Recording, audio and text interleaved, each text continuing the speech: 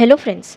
हम आम तौर पर सोचते हैं कि गर्मियों में दिन रात से बड़े और सर्दियों में छोटे होते हैं, लेकिन सोलर इक्विनॉक्स नामक घटना के दौरान ऐसा नहीं होता। इक्विनॉक्स एक अनूठी घटना है जिसके दौरान पृथ्वी पर दिन और रात की लंबाई एक समान होती है, जिसके कारण पृथ्वी के हर हिस्से में 12 घंटे दिन और 12 घंटे रात होती है।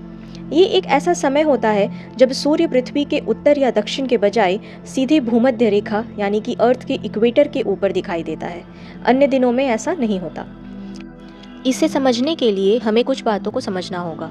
भूमध्य रेखा यानी अर्थ का इक्वेटर पृथ्वी के मध्य में एक काल्पनिक रेखा है जो कि पृथ्वी को उत्तरी और दक्षिणी गोलार्ध में विभाजित करती है, जिसे हम नॉर्दर्न एंड साउदर्न हेमिस्फेयर बोलते हैं। पृथ्वी अपनी धुरी पर घूमती है जिससे 24 घंटे का दिन बनता है।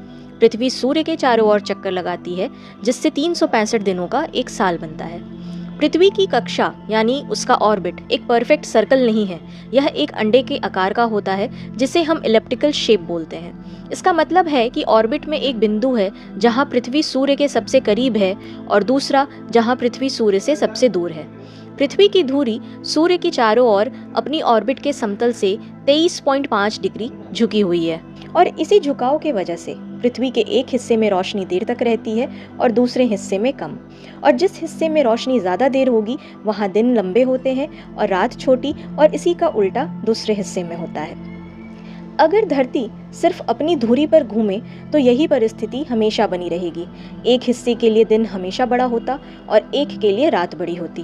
पर धरती अपने ऑर्बिट पे घूमने के साथ साथ सूर्य का भी चक्कर लगा रही है, वो भी 23.5 डिग्री के झुकाव पर।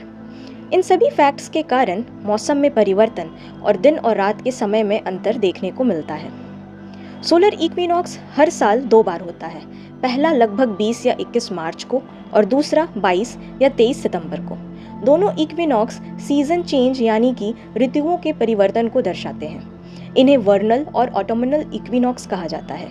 मार्च वाले इक्विनॉक्स को वर्नल इक्विनॉक्स कहा जाता है क्योंकि यह वसंत की शुरुआत का संकेत देता है।